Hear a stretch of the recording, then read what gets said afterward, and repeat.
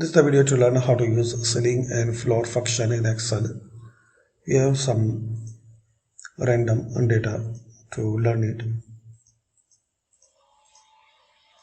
So here for ceiling function we will use ceiling formula equal CEI and select this ceiling.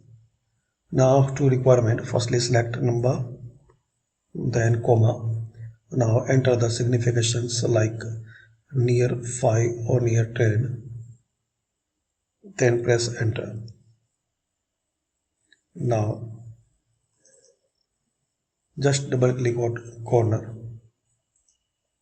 Similarly, you can use the floor function equal and type here floor. Double click on floor and select the number, significations 5. It will make it in down, it will upside, close rounded number, like you enter the 23 number, so rounded will be 25. For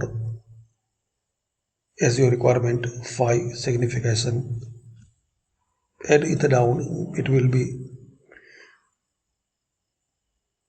grade down to 5 and it will make it a rounded number. Enter it like this. You can see the difference. Now double click on this corner. Thanks for watching.